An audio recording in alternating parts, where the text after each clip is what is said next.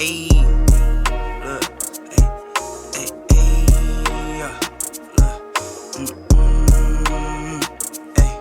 I'm in the lab like Dexter, brand new batch he tested. I'm with all the extras, don't try and bitch, I'm pressure. I'm the type to step on steppers, I'm the type to step on steppers. I'm the type to step on steppers, I'm the type to step on steppers.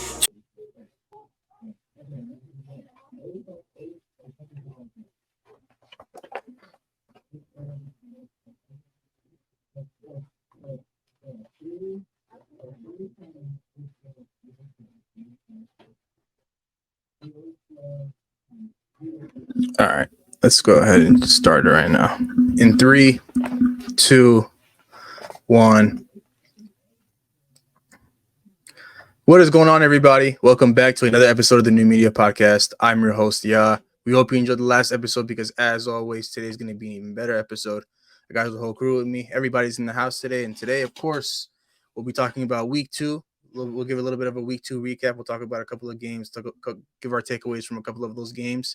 We got a couple of questions that need to be answered, and then we'll go ahead and close out with which 0-2 team are we most concerned about or most worried about. But of course, as always, before we jump into any of these topics and all these discussions, temperature check. How's everybody doing today? Man, week 2 of the NFL season is over. I mean, it's been exciting 2 weeks up and down for some teams. Some people are trying to get to their first win. They haven't yet. Some teams are looking to make that 3-0. There's just a lot of storylines going on in the NFL. The biggest one to me, of course, is Nick Chubb's injury, which is, absolutely terrible to hear about, especially for a guy like Nick Chubb. He's a standout running back, and it's unfortunate to see. So we hope he recovers pretty quickly. But other than that, I'm feeling good. It's week 2, 1-1, but shit happens. So great week for me, man. You know what I'm saying? 1-1. I feel like we're sitting here next 2 weeks for us. I feel like it's a very, very winnable game for our bye week. But like I've been saying, you know what I'm saying? If you don't got a W, I think your team should worry. Not me in case Geno Smith bounced back week. We're gonna speak about that, but felt good this week. Last week it was I'd be talking crazy. If you don't got to win, you can't talk. Now it's if you don't got to win, you can't be at the table anymore, man. I'm feeling very, very excluded out of this conversation, man. But week 2 kind of felt a little bit like week 1. It's all offenses were very, very sluggish in my opinion. But a little slightly better, but not to where we expect it to be, where we want it to be. But of course, as the season progresses, each and every team will get better and better. But of course, aside from all that, week 2 is in the books, and let's go ahead and talk about it before we move on to week 3. Of course, we'll talk about the very first game that kicked off week 2 of the NFL season, and that'll be the Minnesota Vikings going up against the Philadelphia Eagles in Philly. And the Eagles were able to win this game 34-28 due to the efforts of DeAndre Swift rushing for 175 yards on us. But overall, the Eagles' offense didn't look so great in this game. Their defense stepped up a little bit, made some key stops, got some lucky breaks here and there. But overall, their offense felt a little bit flat outside of their run game. Jalen Hurts hasn't looked great in these first 2 weeks. So my question to you guys is, how concerned should we be about this Eagles offense? I'm not too concerned with this offense. I mean, this is one of those games where, they realized the passing attack, wasn't working for them. And then they realized, how light the box was, and they realized how much of a dominant offensive line that they had. And, they got a guy in DeAndre Swift who has shown the potential that he has. He's had injury problems. He's run into problems where, his play hasn't been consistent, but he came on and he absolutely produced 172 yards on 26 rushing attempts. I mean, he was absolutely phenomenal in this game. And so they kind of realized that they can just lean heavy on the run game and force the Vikings to crowd the box, because I feel like that opens up your passing attack a little bit more. But, overall, the passing attack for the Eagles hasn't been great. You had complaints from A.J. Brown about targets and whatnot, but, it's only week 2 for this team. They're 2-0, and they can't complain that much. I feel like as the season goes on, they're going to kind of lean more into their passing attack and kind of open up the playbook. And, Devontae Smith, he has looked great these first 2 weeks. And so, when you have those two guys and you have Dallas Goedert, I feel like as the season goes on, Jalen Hurts will be put in positions where he has to throw the ball, and I feel like he can respond in those situations. So I'm not too worried about the Eagles passing attack. Yeah, in this case, shout out to the Vikings. I felt like their secondary played phenomenal defense. They got beat up in the run, and I feel like the Eagles just went with it. They found something that was working, and they said, all right, let's continue on with this until they stop it, and they couldn't stop it. So they got some big targets on that passing field. I mean, AJ Brown's there. He was complaining on the sideline. They did go to him after that. One was a penalty. Another one kind of went over his head. It was a little too far. But, I mean, I feel like, the passing offense, once they need to and once it does start clicking, Goddard, Smith, AJ Brown, I feel like Hurts is going to find him. So, week 2, they came out with a solid W. They forced 4 turnovers against this Vikings team. And, they won by 6 points. I think, they should have won by more, but they play very conservative on offense, continue to run, just kept on going with the run. And DeAndre Swift had a field day, a phenomenal day for him, and that's what they brought him in for. So, I wouldn't worry about the Eagles pass offense. And speak about the Vikings, man, I just feel like it's tough. I feel like the game was close. Those 4 turnovers, 4 fumbles. One of your kick return guys, one from JJ, and another 2 from Kirk and your running back. It's tough to come back from, especially in a close game like this. I feel like offensively without those turnovers, they're cooking some on the field. They're cooking some. So for them to have those costly mistakes, especially the JJ one almost getting into the end zone, a lot could have changed during that half or before halftime. And what could have happened? So they got to shore up on the turnovers, and I feel like their defense played good, their secondary played good, but the run game they got to fix up. So we'll see what happens with that. I mean, it's been the same old story for the first 2 weeks of the season now. The turnover issue is just a big factor in all this. Last week I believe we had 3 turnovers, 2 fumbles, and a pick against the Buccaneers. This past game against the Eagles, it's 4 fumbles. And all crucial fumbles, all each and every fumble hurt us in every single way. And it's just like, especially when you play a team like Philly, you got to be pretty much perfect. Even though the Eagles did let us hang around after a couple of those fumbles, the Eagles are just being too generous. They're not going to give you a couple more breaks after they gave you just 1 to 2 breaks to begin with. And that this has pretty much been the history against versus the Eagles, where one play doesn't go our way and it changes the entire trajectory, the outcome of the game. Where going back to that NFC Championship game with Case Keenum, things were going well on that very first drive. We get a touchdown, pick 6 happens, the game flips upside down on its head. Eagles blow us out. Last year we had that big Irv Smith drop when we needed to put up some points against this Eagles team. He drops it, the game gets flipped upside down on its head. And this game was no different. Justin Jefferson, it's probably the one time I was very upset with him. It was a bonehead play. And I understand Justin Jefferson's whole reason for extending the ball out to the goal line was because, all of last season, there's a lot of touchdowns that could have, went his way, went his favor, but he just kept getting stopped at the 1-yard line. And in this situation, he was just thinking, if I can just reach my arms out with the ball in my hand and knock the pylon down, it's going to be an automatic touchdown. But he just wasn't able to corral this ball. And, in that situation, though, he's got to be a lot smarter. I understand he took a lot of accountability for that. And Kirk Cousins even said it himself. He probably should have thrown him a better ball. But, Justin Jefferson has to be better in that situation. He has to understand that, we're going to go down. We're going to be in scoring position. We're going to be put down at the 1-yard line. Allow, Alexander Madison, even though he wasn't having a great day, to run it in, or, Kirk Cousins to maybe find him or Hawkinson, who had it going in that game too. And so, just a very selfish moment from Justin Jefferson in that game, which pretty much changed the whole game. The Eagles were able to march down the field to get a field goal before halftime. And, after that, for the rest of the game, we're pretty much playing catch up. But to get back to this Eagles offense though, I think people should be a little bit concerned, moving away from Shane Steichen last year, who really developed Jalen Hurts into the quarterback that he is right now, really allowing him to move the football through the air.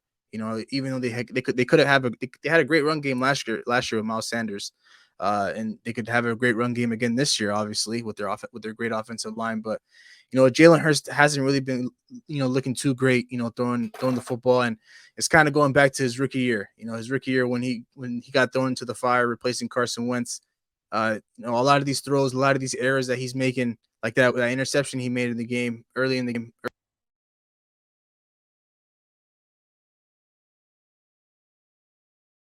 You're on mute. In that, I think you could be a lot better in that situation. But at the end of the day, though, I think this for the Eagles offense, it just comes down to like patience. It's a lot of time that has to go into this. They're getting a lot of new pieces, especially with their offensive coordinator, I think Johnson, that they got recently. Frustration, obviously AJ Brown lashing out on the sidelines. It's something you don't necessarily want to see from your wide receiver one, because Smitty had it going, and so you kind of want to just be happy that one of the wide receivers has it going on the day. But I understand where AJ Brown's coming from, and Nick Sirianni has to get this thing right. Because obviously when you have a great team, a lot of teams are going to come calling for your offensive coordinator. They're going to come calling for your defensive coordinator. But at the end of the day, you got to make it work with what you got. And obviously we could talk about the Eagles' skill positions and their players all day long, but at the end of the day, Jalen Hurts has to do a better job at getting these guys the ball and getting these guys in the right spots. If these guys want to get to where they want to go. But overall, man, didn't necessarily have any expectations, any hopes coming into this game. Obviously, I wasn't expecting for us to beat the Eagles, but it was competitive and it was close. But 0-2, it's not the best place where we want to be. We don't want to be sitting here at 0-2. We got a big tough game against the Chargers as well. Another team that's 0-2. Two 0-2 teams battling it out. One team will finish 0-3 coming out of this. Worst comes to worst, it's going to be a tie, but I can't see that. But looking forward to another tough matchup. We gotta turn the season around as quickly as possible. Every team in the NFC North lost this week, so that helped us a lot. So we're only a game back, of course, but it's a very long season, and we'll see where it ends up going. But aside from that Minnesota Vikings game, man, we'll stick on the topic of the NFC North, and we'll go ahead and move on to the Bears and the Buccaneers game. Not much takeaways from this one, but obviously, of course, the blaring question is, Justin Fields' play, man. That's the big conversation that's been coming out of this game. This is back-to-back weeks now where he hasn't looked, great at all. He hasn't looked good whatsoever. He struggled heavily, and even though the Bears had an opportunity to go down and march down the field and put some points on the board and tie this game up, next thing you know, a pick six happens. So my question to you guys is, will the Chicago Bears regret trading that number 1 overall pick?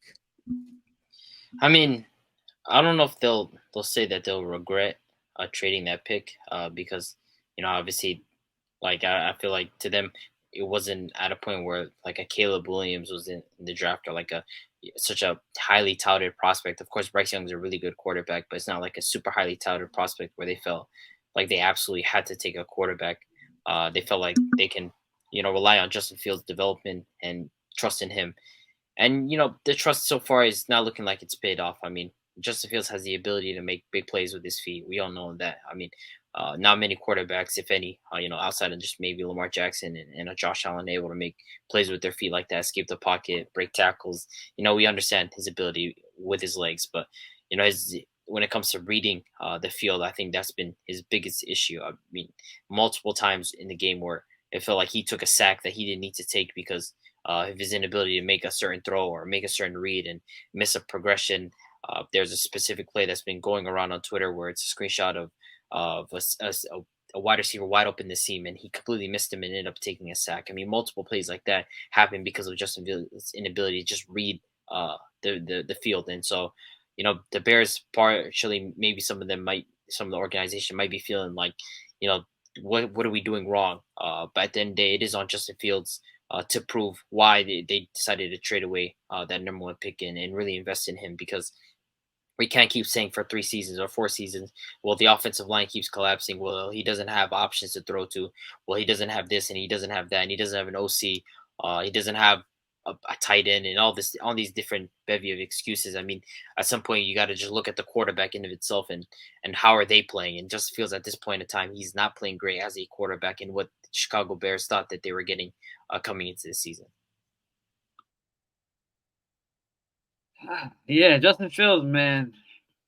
That one play where it just, he had the receiver up the seam and he gets stuck in the pocket and it just runs to the wrong hole and gets sacked. And that play just, draws it up. I feel like the guy is another one of those quarterbacks that, he's a one read progression and then boom, he wants to look to run. And at the same time as, I'm going to kind of blame the Bears as well. You got to play to your quarterback's strength, and letting him carry the ball 4 times. He only gets 3 yards out of those 4 carries compared to what he was doing last year. Like them giving him 10 to 12 to 13 carries a game, 14 carries a game. I mean, you got to play to his strength as well. That he got to fix up on the passing game. He got to fix up on his reads and his progression. But to me, I don't know. I feel like for him, it's not going to get any better in the passing game, and I feel like the coaches are going to still bring him down with this type of offensive line that he has, and the way they're going away from the run game that he was bringing to the team last year. I don't know how much yards did he had last year. I think 1,000 yards last year. I mean, you can't go away from that and give this guy 3 carries in the game. You got to play to his strength, open up the game like that and then, work with his passing game. But, yeah, the other day against Tampa, it was pretty embarrassing to see. I thought they were going to come in and, put up a fight and actually win the game. And, he came out with 3 turnovers. So it was tough to see. And talking about Tampa, they're 2-0 and they're rolling, man. No Tom Brady. Baker Mayfield stepped in and he's looking like he's carrying this team to a playoff spot. So, Baker Mayfield, man, keep on doing you. Mike Evans he's over here, talking his talk, 171 yards and a touchdown, telling him like, yo, I deserve that contract. Y'all don't want to give me that contract, I'm gonna prove myself. So it's good to see them 2-0. The defense has stepped up as well. So it's good to see that. But Justin Fields got a lot to work on. I think when it comes to Justin Fields, man, I think people just need to be a little bit more patient. I know, obviously, this is 3 years now going into this project with him. A lot of excuses, that have been in favor of Justin Fields. And the Chicago Bears weren't, doing him any justice. And coming into this year, making an aggressive move, getting him a wide receiver and things of that nature. But at the same time, it's just like the play calling needs to be a lot better. I understand a lot of the highlights coming out of this Buccaneers game are just going to be just Justin Fields, being stuck in the pocket, being glued to the pocket, making bad decisions, running into sacks, and when there's an easy pass in the flat or up the seam, obviously, he didn't play great, and a lot of that, half of that is on him. And I feel like the other half is on his offensive coordinator. I think his offensive coordinator could have been a lot better. This Bears team, I think Big H highlighted a great point. You got to play to your quarterback's strengths. And Justin Fields is a hell of a runner with the football. And, obviously that's not where the question lies. The question is how good can Justin Fields be as a passer in this league? And I feel like, as the game was going on, he was slowly getting better and better. The game was still in reach. That drive where he led them down the field and got Chase Claypool a touchdown. I thought that was an excellent drive. The defense finally held its own and they're able to get a 3 and out. And then the next thing literally legit 3 running back screenplays, in their own end zone. Like, what do you like? The Buccaneers players even said it themselves. They knew it was coming. Like you run it one time, there's a flag on the play, it's whatever. You run it another time, it's a miss. Another flag, it's whatever. But if you just keep on running the same play, giving a defense the same look, I mean, what else are you supposed to expect? Obviously guys are just going to pick up on it. The Buccaneers have a hell of a defense. They got some smart guys on that side of the ball, and they picked up on it very, very easily. And so, with Justin Fields, with the game on the line, with the opportunity to, put some points on the board and, go on a very long drive, it's cut short. And obviously a lot of the blame is going to go on him because it's not a good look when you throw a pick six in your end zone and pretty much the defender walks into the touchdown. So, I think Justin Fields needs to be, obviously better, reading the defenses. He needs to be a lot better as a passer. He needs to understand that, like, you can't just be, one pick. You can't just look at your first option and then decide that, okay, if it's my first option is not available, I got to go ahead and go to my second option. So he's got to be able to stay patient, hang in that pocket a little longer and go through his reads. And I think he'll be just fine because I think DJ Moore towards the end of the game, he was turning up a little bit. That connection was very strong, which led him to that touchdown. But unfortunately, the offensive coordinator kind of put him in a very, very bad hole with 3 straight running back screenplays. But obviously the time is ticking. And I think eventually, I don't think as of right now, I don't think they'll regret trading that number 1 overall pick, but it's a good thing that they do have the Panthers first round pick this year. And the Panthers are already off to an 0-2 start.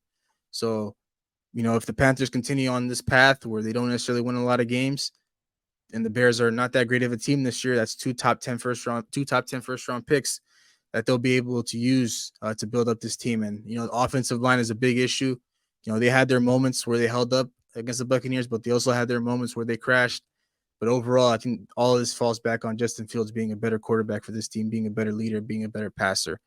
But since we're on this game, I think I think it's fair that we give Baker Mayfield a little bit of love, even though it's been a very interesting 2 weeks where you played two NFC North teams. Obviously, probably one of the worst divisions in football as of right now. But he stepped into this role, and he's done a good job at getting his playmakers the ball. Mike Evans has had back-to-back amazing weeks, 171 this week, and then last week he had a pretty good game as well against my Minnesota Vikings.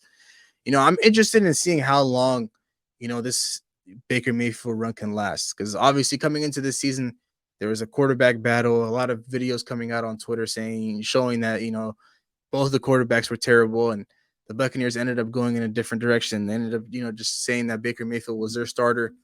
uh and of course, Baker Mayfield, his little short stint with the Rams, and obviously we know him from the Cleveland Brown days.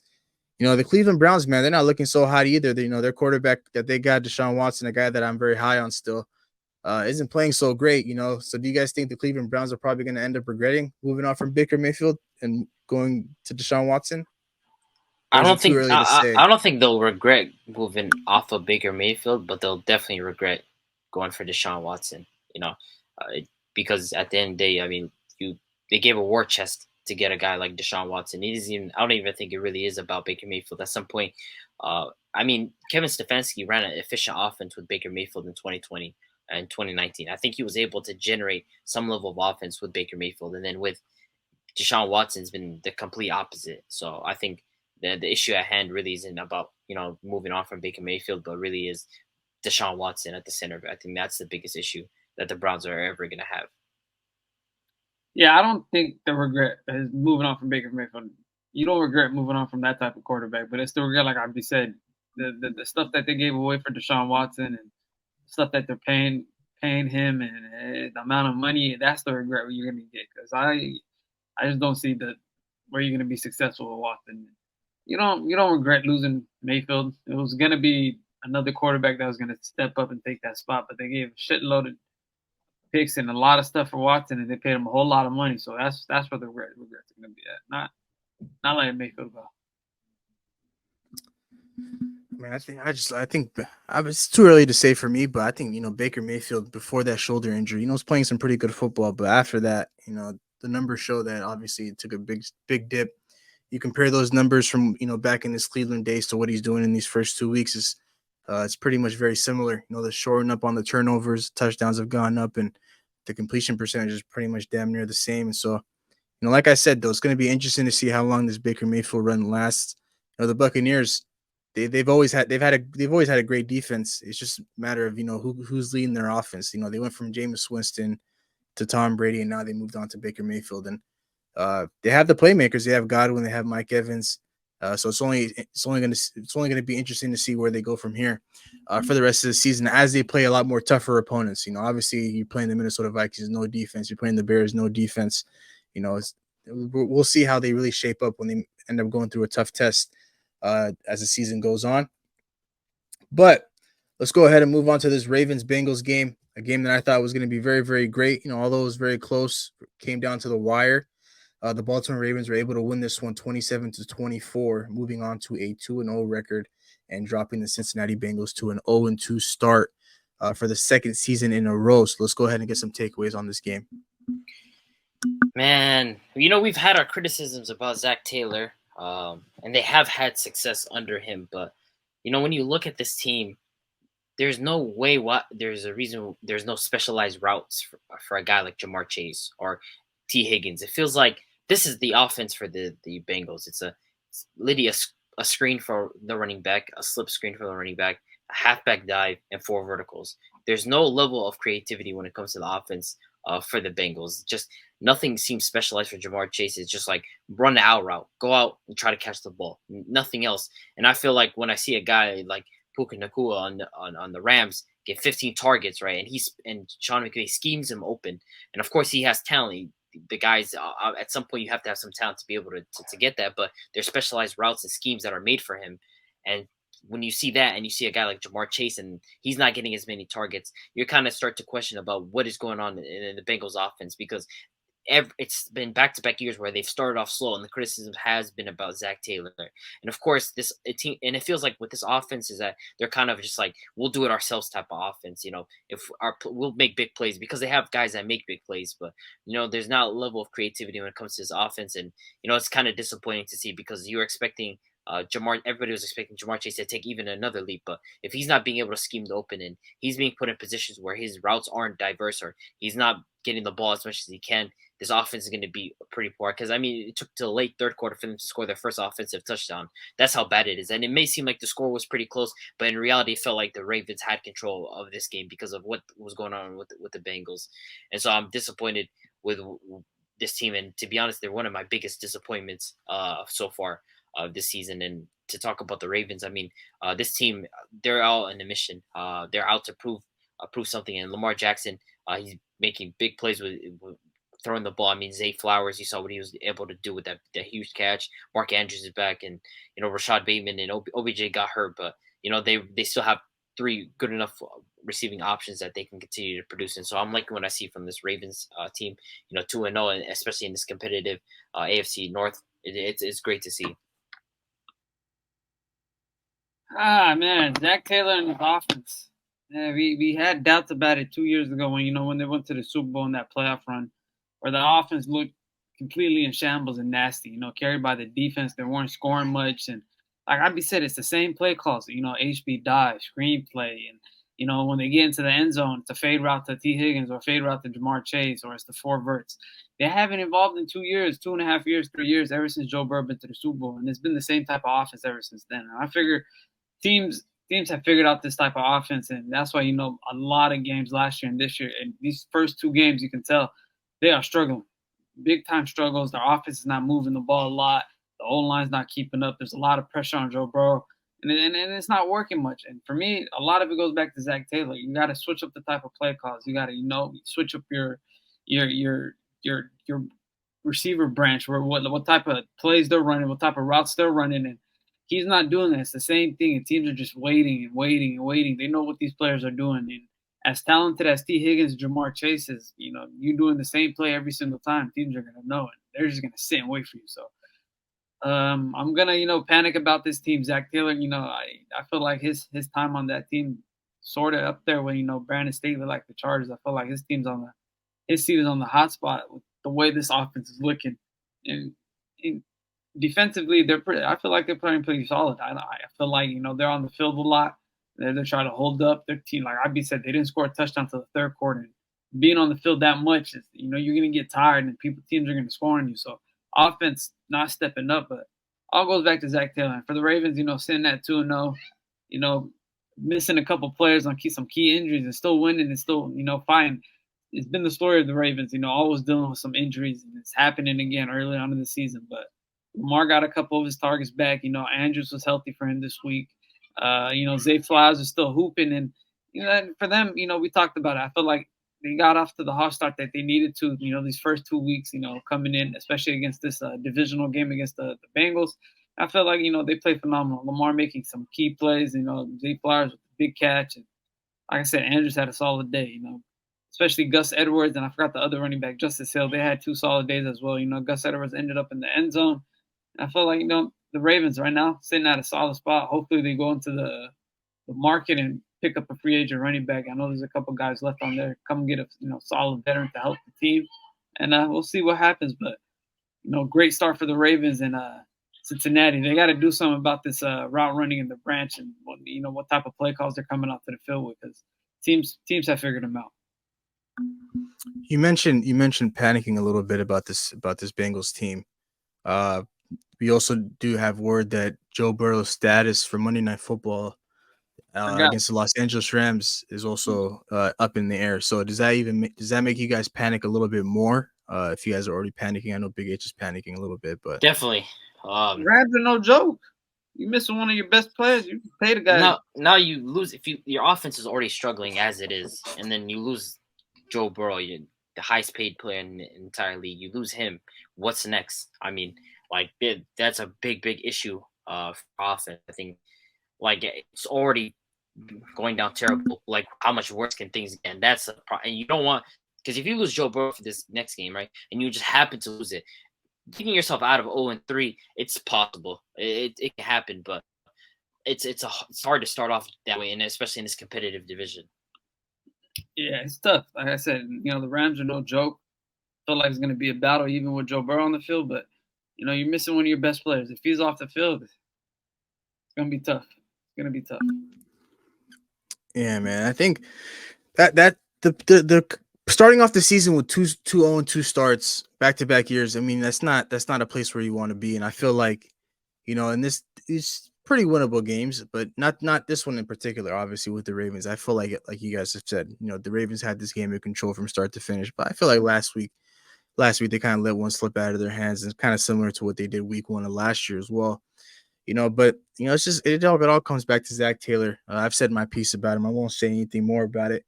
But at the end of the day, man, I think I got to give more credit to the Ravens than the Cincinnati Bengals struggles. I think the Ravens, man, even though they had a slow week last week against the Texans, where the Texans defense really took away a lot of the passing options, and they really just it was ground and pound for them.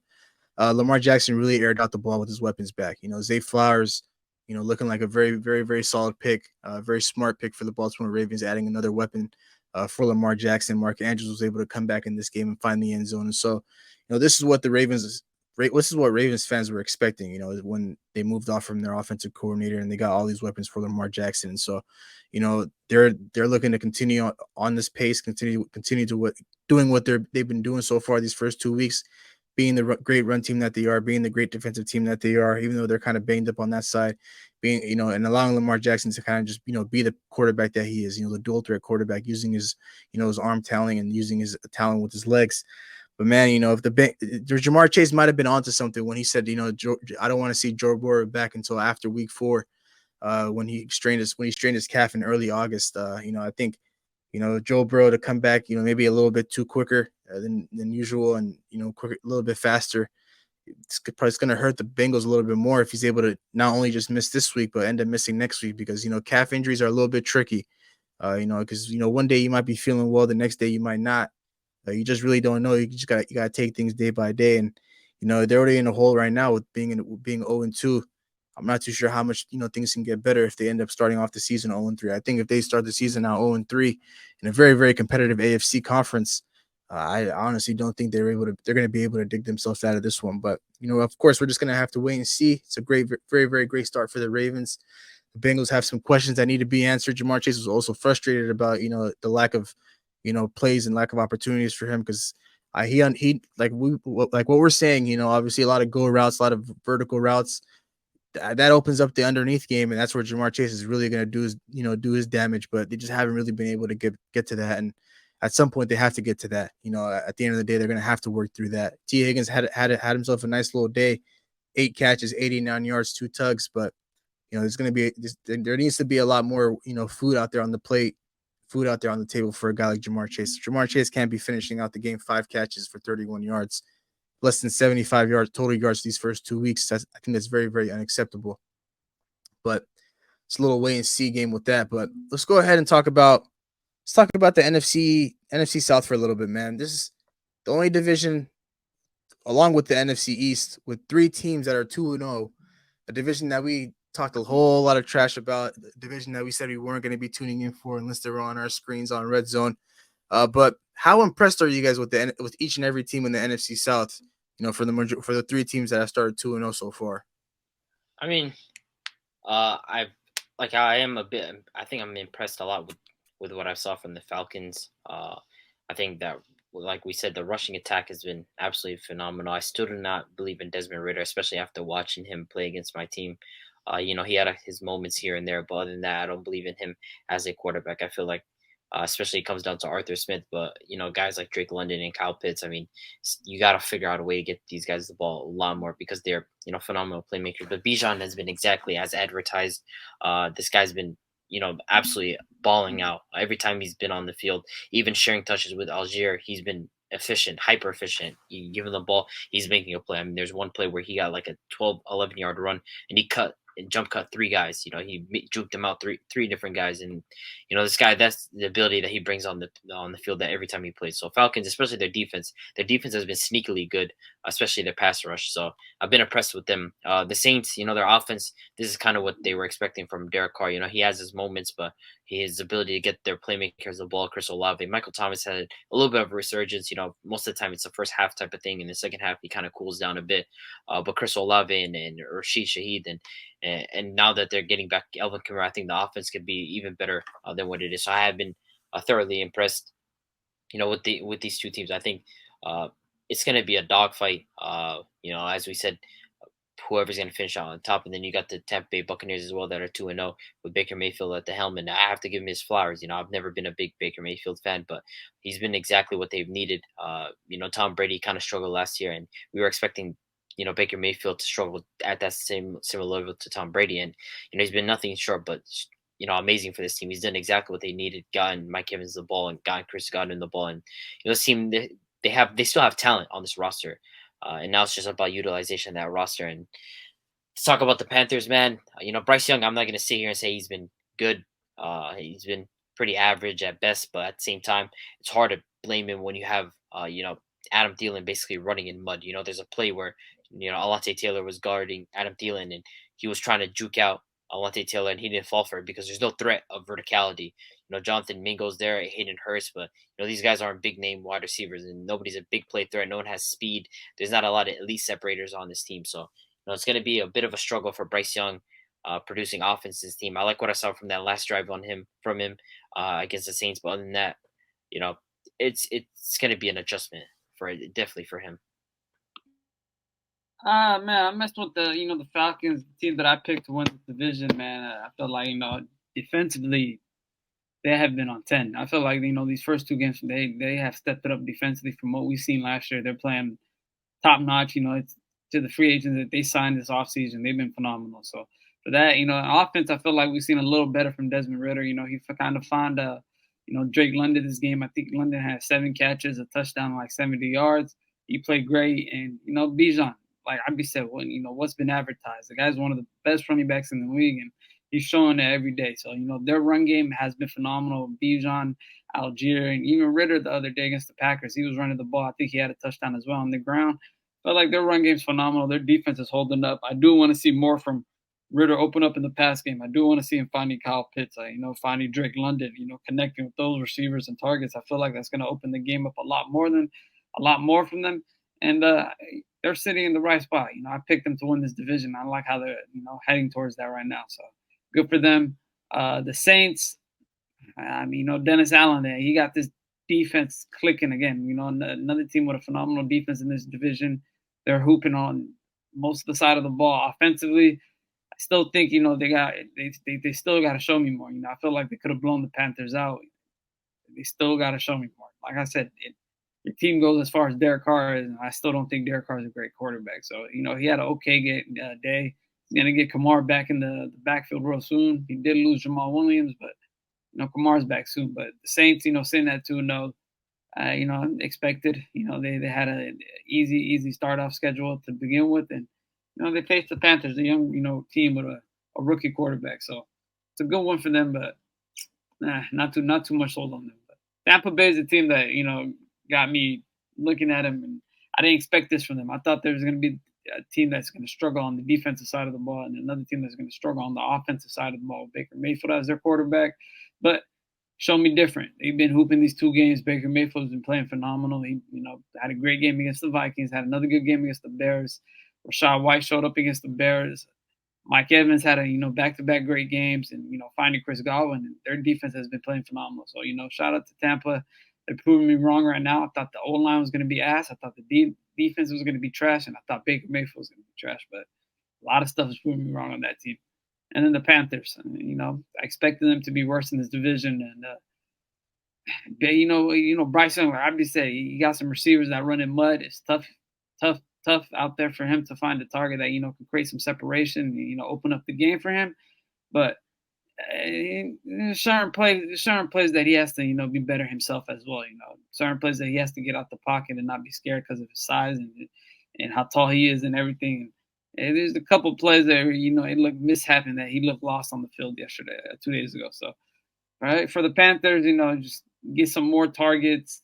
Defensively, I feel like they had a great game against the Saints. Just being on the field too much, they got tired, but they got some great defensive players back there, and I feel like they played good. But offensively, there's not much going on over there, so we'll see. I won't speak too much about the Buccaneers or the Panthers. I have very, very similar thoughts to you guys, but I think for me, the biggest surprise from coming out of this division is just how great the Atlanta Falcons have looked. I think, their defense is very, very underrated in this league, and then just Bijan Robinson, being able to have 170 scrimmage yards with no touchdown, about 20 something touches, just goes to show how fluid and how easy it is for him to just run in this offense. And that's him sharing a backfield with Tyler Algier. I can only imagine, what a backfield will look like with just Bijan Robinson leading the way. He's probably going to be touching Derrick Henry numbers in terms of touches and maybe even rushing yards as well. For him to have 128 rushing yards on the ground on less than 20 attempts, that's efficiency at its finest, man. So it's going to be interesting to see how they continue to utilize him in this backfield along with Algier. I think obviously you can't necessarily go away from Algier as a whole because Algier is a very solid running back. He finished with 1,000 rushing yards last year silently, but it's only going to preserve Bijan Robinson for the foreseeable future. You don't necessarily want to run him to the ground. So I understand the idea behind him sharing a backfield, but when he starts finding this end zone, man, I think fantasy owners are going to be even more happy with Bijan Robinson's output.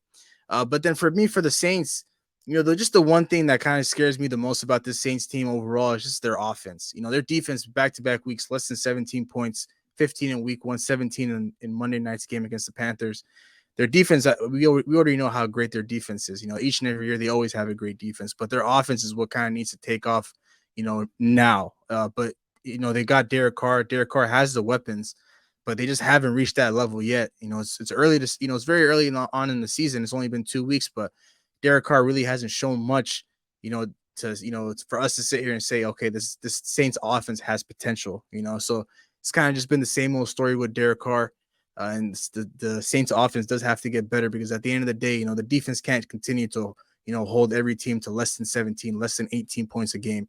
I don't think that's very sustainable as the season goes on. If Derek Carr is not able to, extend drives and finish out drives with touchdowns, these guys are going to get gassed out eventually. And if they end up running into a team with a very explosive offense, they'll be, pretty much screwed at that point. But overall, though, man, that team I'm the most impressed with in this division that I thought would be pretty much downright terrible is the Atlanta Falcons, man. I think, these guys can continue to get better from here, from these first 2 weeks as well. For week 1, they put up 24 points. Week 2, they put up 25 points. So their offense is capable of putting up points. They have all the playmakers. My only issue is just not utilizing Kyle Pitts, a guy that they spent a top 5 pick on. I'll always continue to say that, Kyle Pitts has the talent, the skill is there, obviously, and he's always getting himself open. But Desmond Ridder just continues to not get him the ball. The vision is just not there with Desmond Ridder. He's not looking his way. It was good to see Drake London, get the ball in this game. He was very aggressive when attacking Jair Alexander. But overall, though, you got to find a way to get Kyle Pitts involved, man. Because if this Kyle Pitts play continues for these next 3 to 4 weeks, man, Kyle Pitts just might be on the trading block. If the Atlanta Falcons just need to make a definitive decision and say, okay, we spent a top 5 pick on Kyle Pitts, but he just doesn't fit our offense. He just doesn't fit our scheme.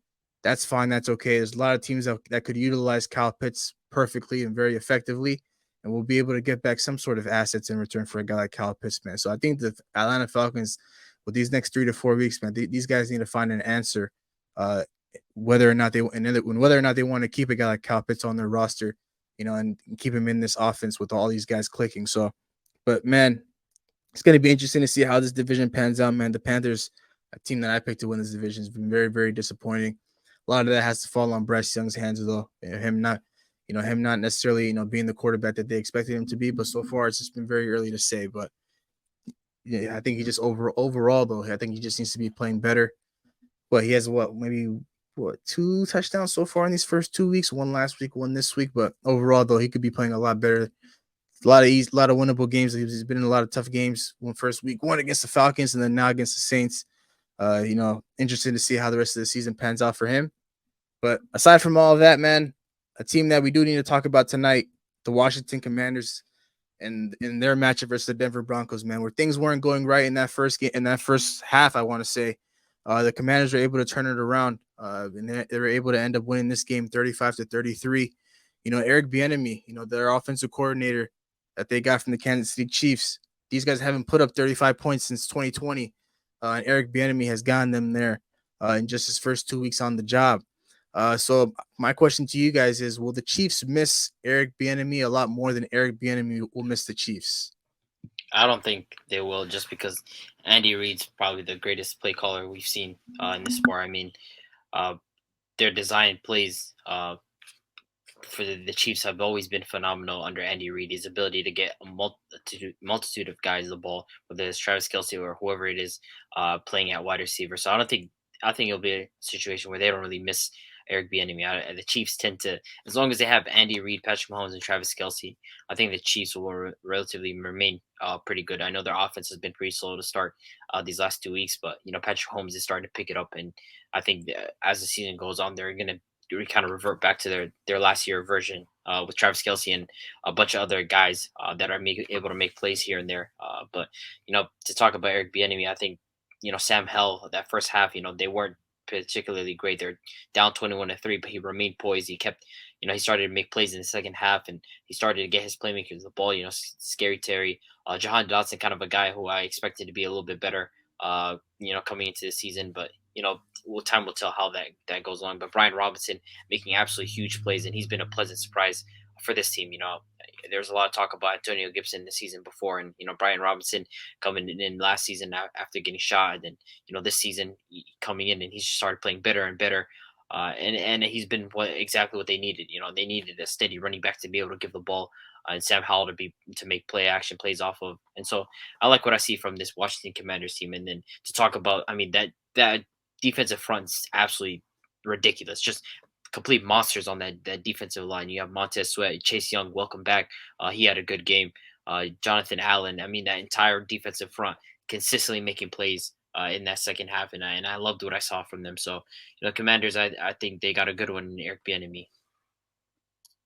Yeah, I don't think the Chiefs are gonna miss EB, and I don't think EB is gonna miss the Chiefs, man. That's what EB wanted. He wanted to come to his team and run his own type of offense and control the plays. And Chiefs, you got Andy Reid, one of the best offensive play callers in the game, and why would you miss somebody that you can not replace, but you have one of the best guys in the game right there, and then for the Commanders to pick up EB, the type of mind that he has, these last 2 weeks, they've been looking phenomenal, especially on the offensive side of the ball.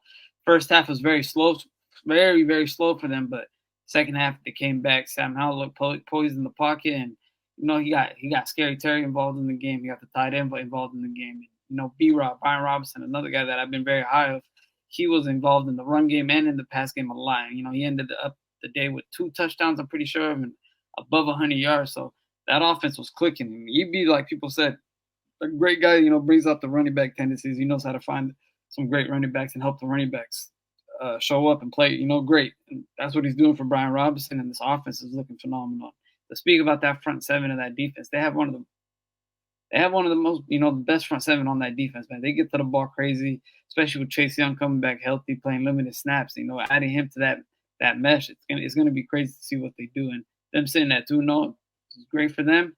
But like all of us probably, did not believe this was gonna happen. Probably, coming into the season for them to start off like this, but the story for them. So, way to go for them. The Chiefs' offensive struggles don't necessarily concern you guys, even with Travis Kelce coming back this week. Nah. Defensively, for me, they've been turning up defensively. But I mean, defensively they've been great. They look great with Chris Jones back. I'm not gonna worry about Mahomes and this offense. Sooner or later, once they do start clicking, everybody's gonna forget about the first 3 to 4 weeks. I feel like that's gonna happen sooner than later. I mean, he still had 300 yards, 2 touchdowns, and a pick. And so I think the Chiefs' offense is just gonna get better from here on out. It's just week 2 back for Travis Kelce from being injured, and so I think they're just gonna get right back into rhythm and start picking things up. Okay. I mean, I think the Commanders, a team that I've always said they just don't know what side of the fence they're on. But these first 2 weeks they've shown me that they're taking a stand. They're trying to be contenders for the playoffs. They're trying to be there. Even though they play in a very very tough division, they want to be one of those teams that make the wild card spot. But it's going to be interesting to see how this ends up panning out for both these teams. The Kansas City Chiefs. So I still have my question marks about their offense. I'm a little bit worried. Even though Travis Kelce came back this week, they didn't look too great. Jacksonville Jaguars do have a solid defense, but at the end of the day, it's Patrick Mahomes. He's supposed to be looking better than this. But only time will tell, right? But before we move on to what 0-2 team we're most concerned about, the last game I do want to talk about, and the last team I want to talk about is the Dallas Cowboys, man. Dallas Cowboys win against the Jets at home. Nothing too impressive. They're supposed to win this game. They ended up winning 30-10. But their defense is just the one thing that's been standing out these last 2 weeks, and how phenomenal they've been on the defensive side of the ball. So with their defense mixed in with their offense led by Dak Prescott, are you guys ready to buy into the Dallas Cowboys, being legit Super Bowl contenders? I've been bought into their defense. I definitely am bought into Micah Parsons and then the entire defense. I mean, he's been absolutely ridiculous. I mean, the sack where he basically got off the line and just took out Zach Wilson. I mean, the speed to be able to do that is just unbelievable. And this defense has been great, but I'm not gonna jump the gun and say that I'm bought into them as Super Bowl contenders, because at the end of the day, it's not like these last 2 weeks Dak has been asked to do particularly much. I feel like their defense has been the one that's been, holding their own and doing their job. And so, I don't want to jump the gun, because Dak hasn't shown us yet the ability to elevate this team and take them into the playoff, take them far into the playoffs. He doesn't have a great playoff record. It's not like the stats are particularly great in his favor. And so I'm not bought into this team as Super Bowl contenders yet, just because of Dak, and he has to prove that to me, because he hasn't been asked to do too much these first 2 weeks. His defense has been balling out. They've been absolutely phenomenal. And so until I can see something from Dak that shows me otherwise, I'm not really yet bought into them. I'm not bought into them either. Like I said, my issue is always going to lie with the offense and Dak Prescott. This defense can show up day in, day out, but once they get to the front door of the 49ers, or they play Philadelphia in the playoffs, is Dak going to shine? Is Dak going to show up? Is Dak going to put points on the board? Like, no, I'm 100% sure the Niners could put points on the board against Dallas defense. I'm 100% sure Eagles can put points on the board against the Dallas defense. But can Dak do that to either or those teams? Can he win a game and step into their home and win a game? I don't believe so. So say, shout out to Micah and that defense, that front seven. They're playing phenomenal. They're getting to the quarterback. They're averaging like 5 or 6 sacks a game. They're forcing turnovers. They're scoring touchdowns. Shout out to them. But once playoff time comes, man, I got to see what that offense can do, and I still don't trust Dak.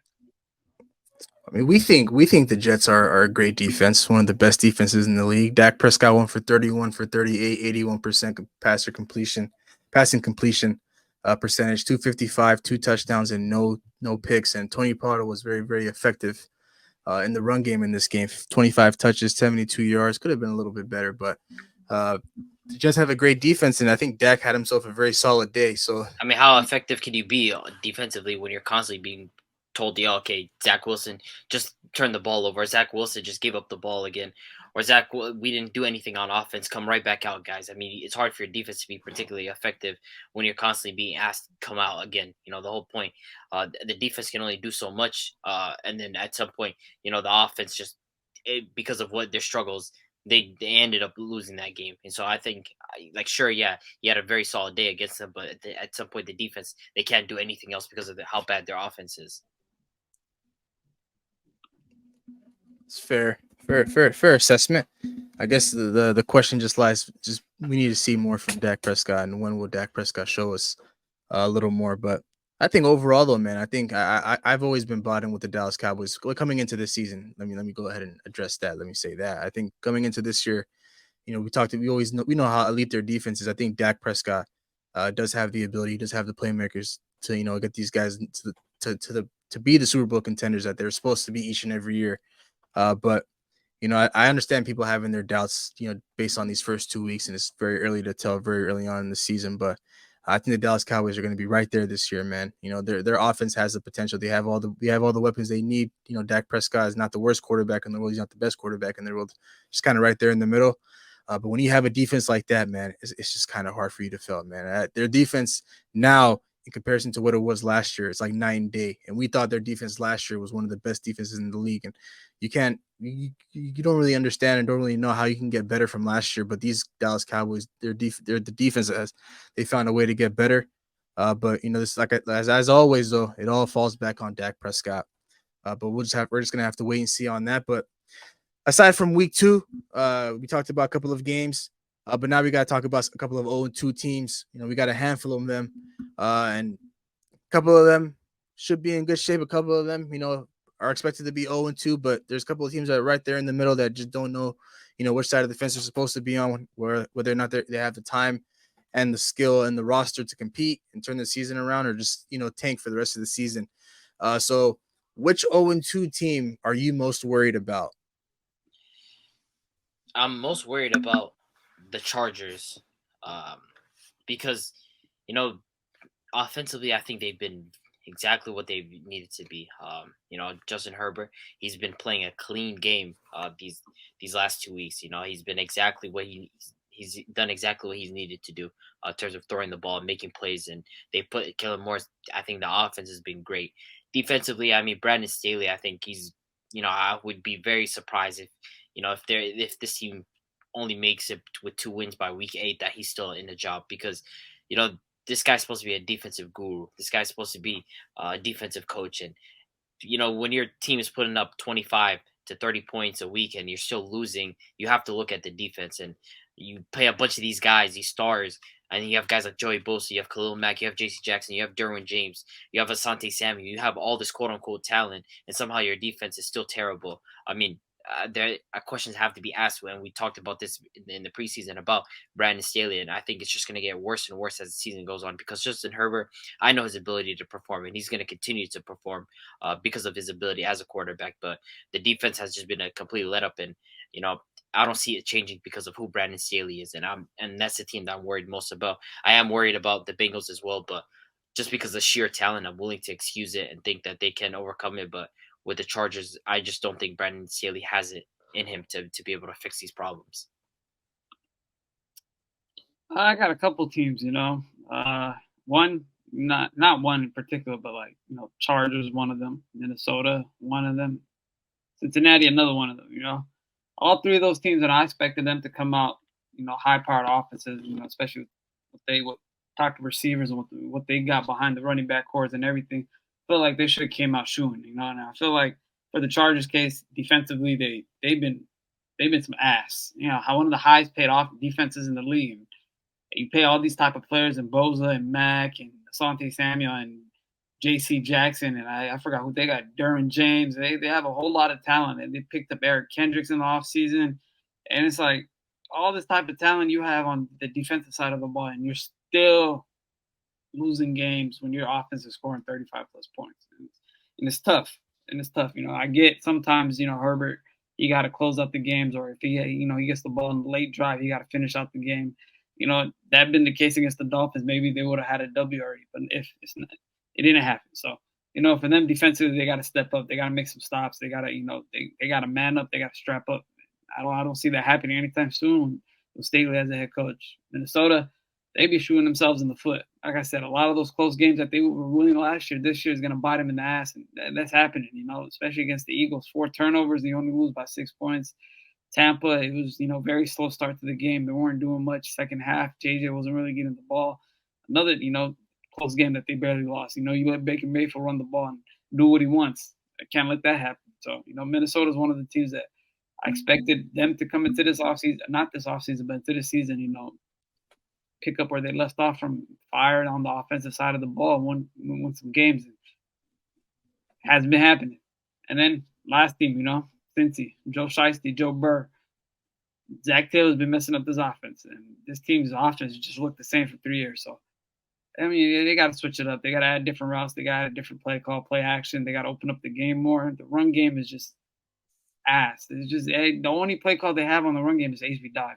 Left, right. HB dive to the left, HB dive to the right. There's no toss. There's no counters. There's no pulls. There's nothing they do with the offensive line that it schemes it to show it differently. So, teams defensively, they're going to pick up on that, and they're just going to wait. And, they're running the same play, but they're going this way or they're going that way. So, teams defensively, zoned in on that, keyed in on that, and I feel like it's gonna be a tough season for the Bengals because they got some tough division rivals and they got a tough schedule ahead of them. But those are the three teams for me. I mean, I would say I'm worried about my Vikings, man, but the expectation for my Vikings from me coming into this season weren't necessarily. You're cut off again. Yeah, I have no issue with the offense. Like, I have no doubts about my offense for the Minnesota Vikings. Like, I understand, we have all the playmakers in the world. We have Kirk Cousins, who a lot of people may take for granted. But at the end of the day, it's just our defense can't get any stops, and it's kind of a similar situation to a lesser degree for the Los Angeles Chargers. Their defense isn't that great either. Justin Herbert's playing his ass off as well, but at the end of the day, it's kind of like, for us, it's we don't have the ball in our hands with the game on the line. But for the Chargers, it's a different situation. They have the game, they have the ball in their hands on offense with the game on the line. And if Kirk Cousins had the ball in his hands with the game on the line, I trust Kirk Cousins to lead us on a game-winning drive like he did last year. But unfortunately, that just isn't the case for us. It hasn't been the case for us these first 2 weeks. Our defense hasn't been able to, get Baker Mayfield out the field. Our defense hasn't been capable of getting Jalen Hurts and DeAndre Swift off the field.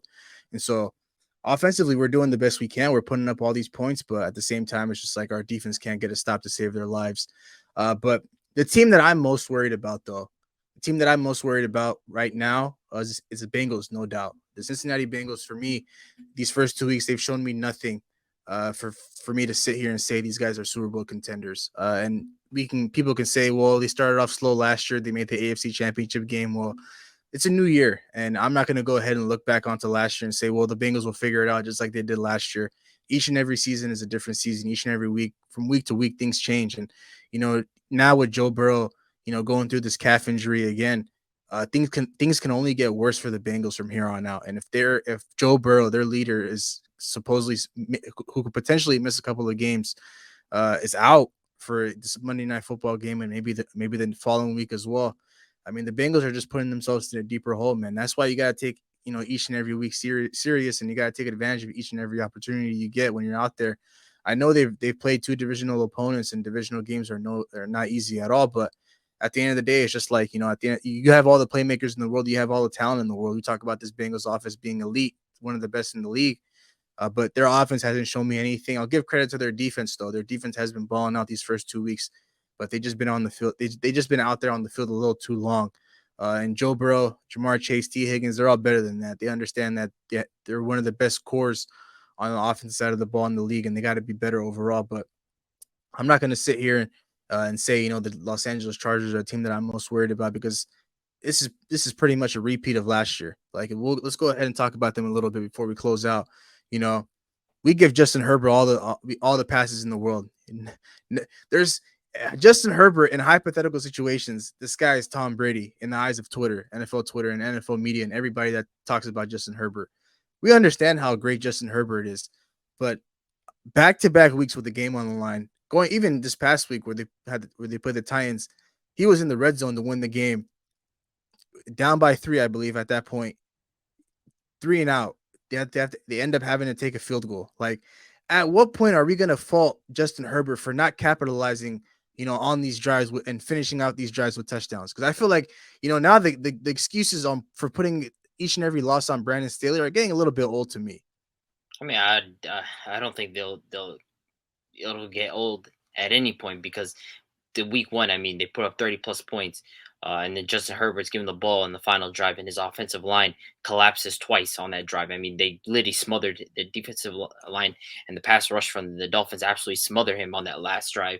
And so he has nowhere to go on that. And so they take him out the drive. He could have had a monster week, save for Austin Eckler and then Joshua Kelly rushing in for touchdowns. And so he brought him, he put him in a position to win that game. And so if your defense doesn't perform, it's hard to win. The Dolphins defense decided to show up when it mattered most, and the pass rush got home, and so Justin Herbert was solid up again in week two. like this is the biggest reason why I questioned the Chargers' decision to take a guy like Quinton Johnson, and I think he still can end up being a solid receiver, but he's too redundant to a guy like Mike Williams. I mean, Keenan Allen still showed us that he got something in the tank, and he still got it, but outside of that, multiple times, especially without Austin Eckler being out there, multiple times you look at the play and guys aren't getting open, and the Titans defense really showed up in these situations. Is there some criticism on Justin Herbert for maybe missing a read here and there? Sure, but overall, like on the day, the guy was again, he was great. Like, and I feel like the criticism against him has to be fair when he's actually not performing, when he's actually having a really bad day. But when we look at the who's at fault here, it's really Brandon Staley. It's not Justin Herbert. Justin Herbert's the one showing up week in and week out. He's putting up 300 yards, 2 touchdowns, 3 touchdowns, and he's doing his job. The defense just decides not to show up every single week. And I feel like at some point, it's not a reliable system to say, okay, here, you already put up 30 plus points, put up another 7 and then get us this win. Your defense at some point has to have some shame and show up. And Brandon Staley, he needs to look at his defense and wonder, why is it not performing? I mean, I don't know. Like I said, you get into the end zone, you have the ball in the hands, you have the chance to win your game. It's all on you at the end of the day. You can't say, hey, the defense did this or the old line broke up, the old line does this. Every single week, we're going to put the blame on somebody else. We're going to put the blame on Keenan Allen for not getting separation. We're going to put the blame for Mike Williams not running the 9 route correct. We're going to put the blame for Austin Eckler not going to his outside route correctly. It's when is Herbert going to close the game out and finish the game? And that's my question. That's my issue with him. Every time we talk about quarterbacks closing out games, you can never find a game that Herbert closed out. It's always, hey, his defense gave up this amount of points. Oh, okay. He had the ball to end the game. Why couldn't he get a touchdown? The old line couldn't block him on the left side. I mean, hey, go out, go win a game, close it out, finish it. This is back-to-back weeks when you had an opportunity against the Dolphins and now against the Titans. Back-to-back weeks when you had the opportunity, the ball in your hands to go put a touchdown on the board, seal the deal. He didn't. I mean, obviously, fun fact. Since he was drafted, Justin Herbert has the most game-winning drives and fourth quarter comebacks in the NFL. Like, I feel like this is just not a fair narrative about Justin Herbert. Like, we gotta be about these 2 games though. We talk about these. Like, we gotta be fair. Like, why are we acting like Justin Herbert doesn't show up when it matters most? He does. Like, that's literally been a thing for him in his entire career. Talking about these we haven't seen it. We haven't seen these first 2 weeks, man. Week 1 of the Dolphins, against the Dolphins, that last drive, how can you blame that on him? His O-line, he got sacked twice. We gave him a pass there. Like that's fine. Like Justin Herbert getting blitzed, the Miami Dolphins switching up their defensive scheme on that last drive. It's fine. As always, Justin Herbert didn't get any blame coming out of week 1.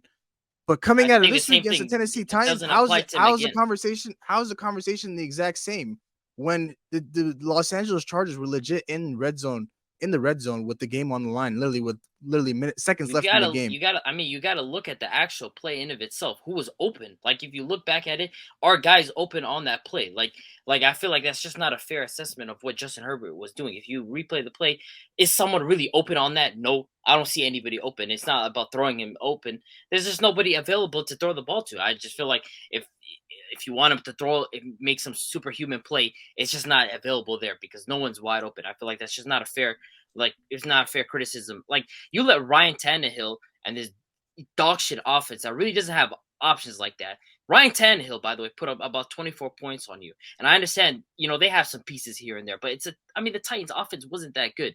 They're not a particularly great unit.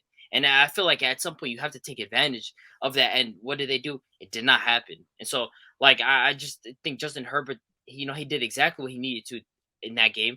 And nobody was open on that last drive. Nobody was open for that third down. And when they went 3 and out and they had to kick a field goal, that same situation when they got the ball back. I just don't believe in blaming Justin Herbert for things that are not in his power. I gave him criticism for the playoff game. Because as quarterback, as you mentioned, you got to put the game away. Some of that blame comes on the lack of the running game, the defense, faltering the second half, and Justin Herbert, of course, not putting the game away. But when I give criticisms deserved, but I feel like it's picking at straws for trying to say that Justin Herbert's at fault for this game because it really wasn't his fault. So you're comfortable with Justin Herbert, even though his wide receivers don't get open, but at the end of the day, his wide receivers have always had that issue of creating separation. You're comfortable with him just, not necessarily making a throw here and there, maybe putting the ball in harm's way a little bit, but, obviously higher risk, high reward.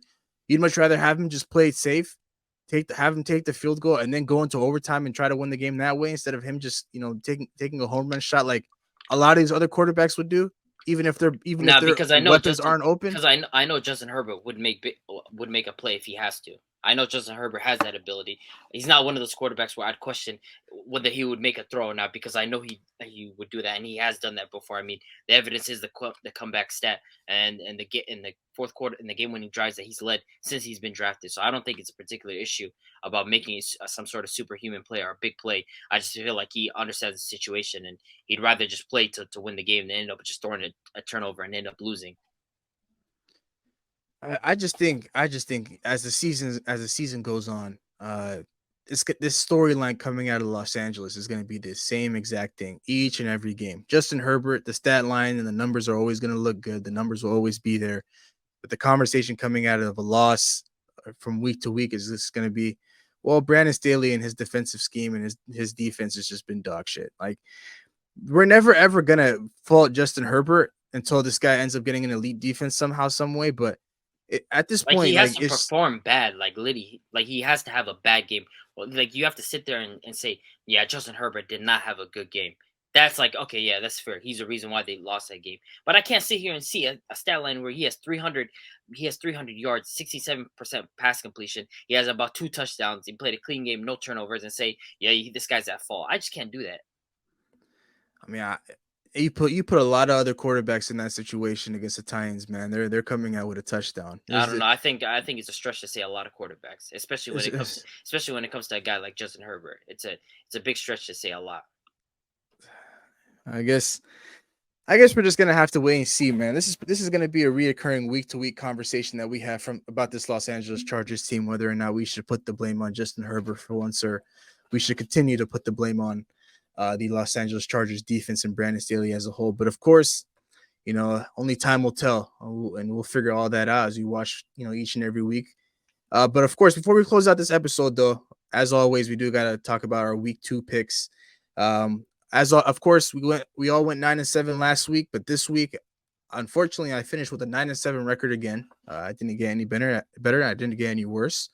But Abdi and Big H, you guys were able to finish out with a record of 12-4. So, if I do the number and do the math on that, I believe you should have like a 4-game lead on me, 3-game lead, and it's still early on in the season. I don't have any concerns or any doubts that I'll be able to squeeze out wins here and there. But you guys did make some very smart picks, man.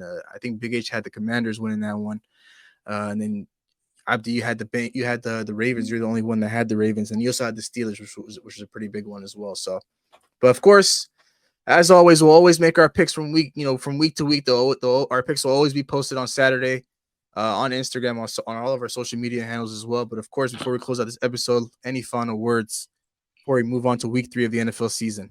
Man, you better hope you don't go 0-3. That's scary. You don't want to end up 0-3, man. 0-3, man. It's a scary sight. I ain't gonna lie. Hey, man, if we go 0-3, bro, I'm gonna start hitting the Shador, bro. We're gonna start tanking for Shador Sanders, man. Or we're gonna get Caleb Williams. But I think we're just too talented of a team to fall 0-3. I think we have a very interesting matchup between us and the Chargers. 2 teams that don't play defense, 2 teams with high-powered offenses. So it's going to be fireworks. Hopefully, the rest of the league picks up where as we go along. But I guess we're just gonna have to wait and see on that. But of course, let's go ahead and close out this episode here. Thank you so much for tuning into today's episode. We really appreciate your love and support. We'd really appreciate it if you like, comment, and subscribe to our YouTube channel at New Media Podcast. And for those of you that are watching us on YouTube, all of our social media handles will be at the end of this video. And if you're listening to us on Apple and Spotify, if you go to our Instagram page at New Media Podcast, you'll be able to navigate yourself to all of our social media handles there. So once again, thank you so much for tuning in. And of course, we'll see you guys in the next one. Peace. Record a new hit, then we making us a film. Wouldn't sign a deal if I got a couple mil. Been in the lab, now they throwing out deals. Me and now Lake, now that's overkill.